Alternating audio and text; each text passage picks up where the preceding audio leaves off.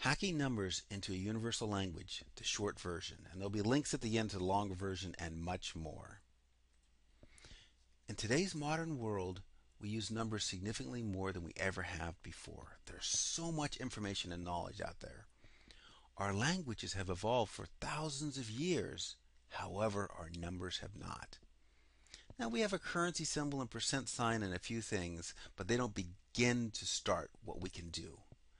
With a little bit of effort, we can give numbers their own language and make them 1,000 times better. Because a number by itself means very little, we need to know whether that's a good number or a bad number. Is it increasing or decreasing? What's the optimal state or the target? And how does it compare to others? I mean, we have to put it in perspective, and that takes a lot of other additional materials and reading. It's just a lot to do.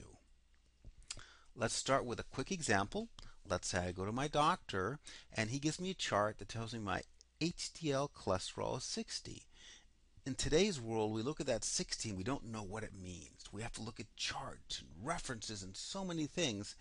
And if you multiply that by 1,000 numbers that we're expected to look at every other day or so, it's impossible for us to understand this stuff.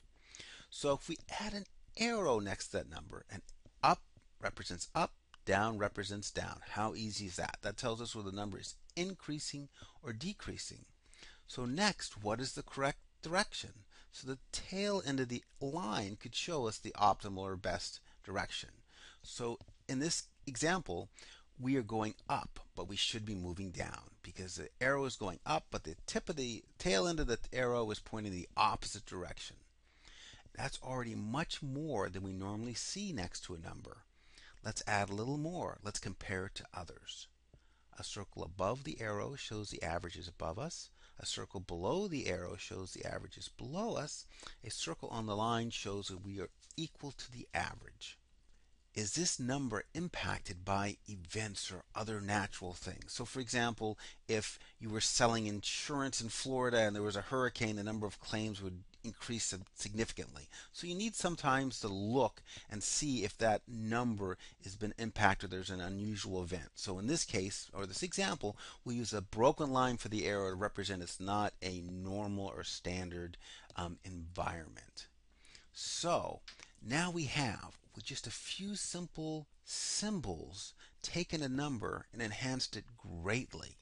And there's so much more we can do so that every time we look at a number, we're going to know the 9 or 10 most important things we need to know about that number. Is it good or bad? Is it moving in the right direction or wrong direction? How close is it to our average? And much, much more. Again, the potential for changing everything about numbers and how we learn and teach and do everything is incredible, and we've just touched the surface. At the very top here, the Hacking Numbers box is an actual link. The rest are just text because Google doesn't make it easy for us to link outside of Google, but they're also in the description. Thank you.